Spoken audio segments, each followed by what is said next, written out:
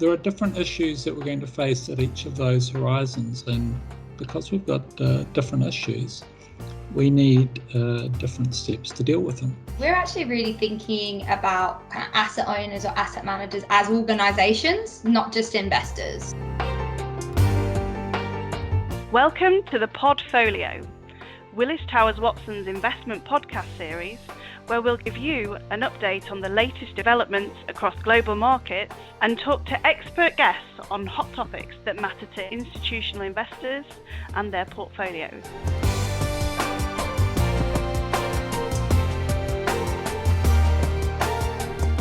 Hello and welcome to the Podfolio. I'm your host, Lochmar. Today's episode is our 10th and it's all going to be about time horizons. So I'm delighted to have two guests today. We've got Rebecca Bannan, who is a governance and organisational effectiveness expert in our Australian strategic advisory business. So thank you for coming, Becca.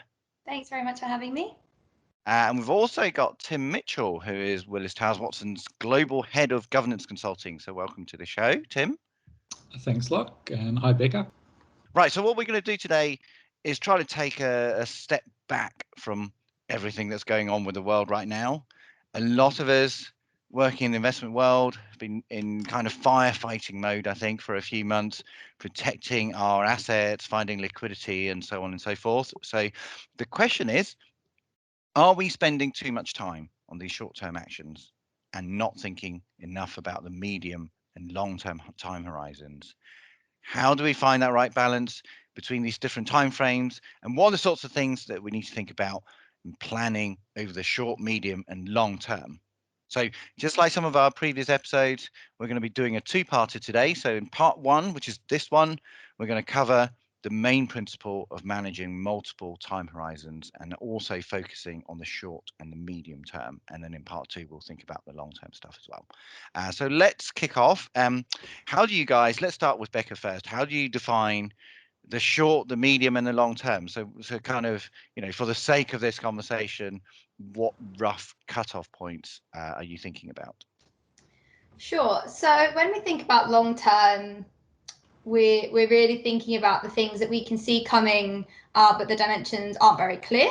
So these are things that we can plausibly imagine, but we don't know exactly what they're going to look like and whether they're coming for definite or not. So, this is very much judging it with speculation rather than certainty. So typically will play out over a 5+ time horizon. Medium term, we think about the things that you can see coming, can be forecasted, but it's a lot of effort to think about them and put them in place. So multi-stage thinking, multiple quarters to implement. So we're kind of thinking out to 5 years. And for short-term stuff, we're thinking about the issues that we can deal with in the here and now. So kind of quickly visible actions that we can implement in the very short term. So this would typically be less than a year. Right. So short term up to a year, medium term up to 5 years, and then long term is beyond. So I'm going to go to you next, Tim, and kind of ask you, why do we need to think about these different time horizons? I'm kind of reminded by a famous saying by one of the main characters in the Disney film Frozen 2, kind of famous if you've got kids anyway. So she says, we should just do the next right thing. In other words, the long term is just a series of short terms, isn't it? So why is she wrong? Love your cultural reference there, look. So different horizons, there are different issues that we're going to face at each of those horizons, and because we've got different issues, we need different steps to deal with them. So if we think about the short term, typically that's where pragmatism is required, often little analysis, it's just action, finish something off, implement a change. Over the medium term, more analysis required there. We're going to look at more at what are the different possibilities that we face, and we want to think about probabilities and start to think about cost-benefit trade-offs, that type of approach. And then over the long term, because that's so far out and less certain, that lends itself more to imagination, and therefore we want to think about storytelling and narratives and scenarios and how we approach these. Right, so different types of thinking, I guess, over different timeframes. I want to drill down a little bit more now. What are the sorts of things that then you would think about within a particular time frame? And maybe we'll start with Becca. Sure. So I think it's really important at this stage to say, we're actually really thinking about kind of asset owners or asset managers as organizations, not just investors. So this is way beyond just thinking about the portfolio. And if you take that organizational view, these organizations are really complicated and have all these different moving parts that go way beyond investment decision making or implementation. And actually, so many of those other dimensions will really contribute to organizational and investment success. So to better break down and understand this complexity, we try and think about these organizations with having a series of interconnected models that sit within them. And kind of when you're thinking about the different time horizons, you're also thinking about, these different models and how they contribute. So interconnected models within each time frame. Do you want to just give me a bit of color on those? What those models might represent? Sure. So we use a framework of 6 models, all connected, all feeding one another. So business model, we're really thinking about business strategy and how you create and deliver value. Client model, hopefully pretty self-explanatory, but relates to how you engage with and on behalf of clients. Governance model is all about the right people in the right roles, making the right decision at the right time. Investment model, it's a product model really, and it's all about creating high quality investment product through decision making. People model, how your people contribute to your success and the culture of an organization. And finally, operating model. So this is thinking about how you utilize people, process, technology, and data to support the way that the organization functions, but also its strategy. Right, that makes sense. It sounds to me like almost a mental checklist of sorts to make sure you think about all the different aspects within a time horizon and how they kind of interrelate to each other. Tim, anything you want to add to that? Yeah, I think that what I'd add in there is it's important to recognise that not all of those 6 models are going to be relevant to all organisations or across each different time horizon. So it is very context specific, but we think of the models as a helpful way to make issues more digestible and to recognise that there are different types of issues that occur under each of those models. So issues under the investment model can be very different than issues under the people model, for example. Yeah. So back to the 3 different time horizons, short, medium, and long term. What do you think of as the kind of ideal split in terms of how an investor might divide their attention across these 3 different time horizons? Let's start with you, Tim. Sure. Well, I'll start with a really safe answer and say it depends, and it does depend on context. But as a rough rule of thumb, in normal times, the board or the investment committee wants to think about the bulk of their time, let's say 80%, being spent on the medium to long term, maybe in a sort of 60-20 type of split between those two. The CEO or CIO, they're probably going to spend most of their time, maybe 90%, on the short to medium term. And then the staff are going to spend most of their time on the short term. Yeah, and I think you mentioned kind of in normal times, obviously not in normal times at the moment. What about something like the current situation when we're all in crisis mode, I guess? Does that change the balance? Yeah, for sure. In crisis mode, everyone, board, CEO, staff, they all spend more time on the short term. So now let's get into these particular time horizons, and obviously let's start with the short term. Becca, so within that kind of time frame of up to the next 12 months, what are the kind of things that you're trying to do? It would be great to get some examples, particularly any that are related to these very strange months that we've been having during the COVID crisis. Yeah, absolutely. And, just to recap, these short-term issues are really around thinking about things that can be dealt with reactively. So, don't need a whole load of analysis, and we're really seeking things that can drive, short-term, quickly visible results. And so as you've mentioned, COVID has set off a series of disruptive forces of change across many of the models that I spoke about earlier. And actually, change brings with it great opportunity. So there are lots of opportunities here for short-term wins to implement solutions that can make a meaningful impact on near-term outcomes.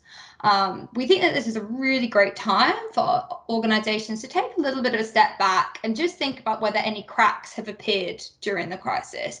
And that's not to paint that in a negative light. It's just to say, how do we shore these up so that next time we find ourselves in a crisis type situation, and given how volatile things have been, we have no idea when that could be again, to make sure that the same mistakes or the same issues don't raise themselves again. So I think a great example of thinking about this, and Locke, you touched upon it earlier when you said doing the next right thing. Well, what is the right thing? Has your organization been able to put first things first? Have you focused your time and resources on the issues that are most impactful in the short term for your business? There's always a tendency to the loudest action to crowd things out.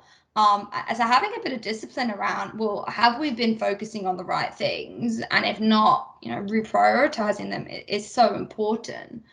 And, something that's so critical to this is delegations. So, have your delegations enabled you to address all of the issues that are arising and make decisions efficiently and effectively? Have you been able to just trust the people that you put in place to make decisions on your behalf, to make them? Have you empowered them to do so? And ultimately, the main question really has to be, have you been able to think about and react to all of the things that you wanted to do during this crisis? Or have things fallen off the list or been kind of brushed under the carpet because there just wasn't enough time on agendas, or you were kind of too many other things on your plate and didn't know what actions to take? Yeah, and perhaps, Locke, if I can jump in here as well. Please.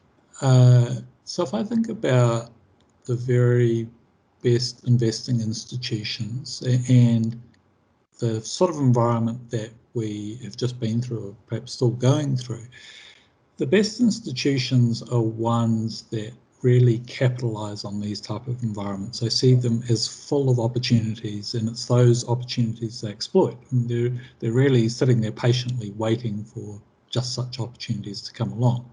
So as listeners reflect back on their own experience over the last several months, sort of questions that they might want to be asking themselves are, have they been able to take advantage of the market disruptions that were thrown up as a result of this crisis? Or have they found themselves in a position where they're having to be reactive to the market rather than proactive? So perhaps they're forced sellers because they need to find liquidity in their portfolios. And for those organisations that have more than one string to their bow in their business model, so they're thinking about what are the different ways that they can build their business, have they seen this environment as an opportunity to find new or emergent business ideas worth exploring? So that's the short term, and I think we could all assess how we've done in recent months, through the initial months of the COVID crisis. Let's move on to the medium term considerations then, and I'm going to start with you this time, Tim. What are the kind of things that you're thinking about within that kind of the 5-year time frame? Sure. So a reminder that these are issues that are going to drive strategy over the next 3 to 5 years. The sort of issues that get into a strategic plan. That's the horizon that we're thinking about. If I start with the investment world, on the investment model, what we think we're going to see over the next 3 to 5 years is a much greater appreciation of externalities. And so, economists talk about externalities, that's the things that sort of aren't seen really, the impacts of activities beyond the immediate beneficiary of the activity. And so in the investment world, we're very used to thinking about portfolios in 2 dimensions. We think about risk and return. But increasingly, we think that investors need to think about risk, return, and impact. So it's the impact of the externalities of their investing activities. And if we link that together with the business model considerations, we think that organisations will start to accept that they're creating value for a much wider group of stakeholders than just their members. And that wider group, so as well as their members, includes their employees, it includes society generally, and ultimately the planet as a whole. So there's a couple of, those are quite meaty issues to have on a strategic agenda. And I think organisations will also want to look harder at what are their areas of comparative advantage. So what are the things that they can do particularly well and should keep doing? And what are the things that others can do better and therefore they should outsource that activity to them? Yeah. And Becca, any examples you want to go through within that medium-term time frame? Yeah, absolutely. So I think Tim's, really articulated the what. So how might what people do change over a 3 to 5 year horizon?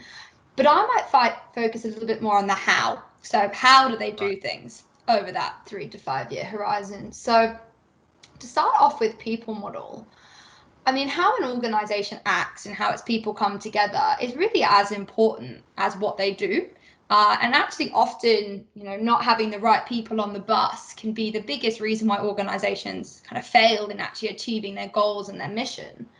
So kind of thinking around, can you derive a comparative advantage from your culture? Can you generate better outcomes from strength of leadership, better behaviours, and improved alignment of values across the organisation? And then also kind of sewing in some operating model elements around that as well, because technology and data are also really important elements of the how. So, how do you get the right blend of people and technology? Kind of that, people on the bus analogy. What do you do when, systems and technology are taking up some of the seats? And how can you actually find efficiencies through automation and different types of technologies to allow people to focus on more value additive activities, so people can add value in new reimagined ways? And I think that we've seen over the last few months already how improved technology can allow for more flexibility in roles, better working arrangements. So how can you actually change the value proposition of where you work to people, to attract talent through utilizing better systems and technology? Yeah. And I think we could all kind of reflect on how differently we're going to be working 5 years from now. So I think you're very right there. Well, thank you both. So that ends, I think, part one of our conversation, which I'll summarize very quickly as, 3 different time horizons that investors should be thinking about, and particularly about how they spread their focus across these different timeframes. I would summarize that as, maybe the more senior you are, probably you should be devoting more of your time to the medium and long-term considerations. And then we also spent a little bit of time thinking about the short term. I think for me, assessing how you've reacted to various events, and if you were a very well-structured organization, you would have seen the last few months as presenting some opportunities as well as some dangers. And then in the medium term, we've heard some really great examples about thinking about externalities, and also just making sure that you've got the right people on the bus, so to speak. So now please head on over to part 2 of our discussion, where we're going to think about some of the longer term issues that institutional investors and asset owners should be considering beyond 5 years. You've been listening to a Willis Towers Watson podcast. For more information, visit willistowerswatson.com.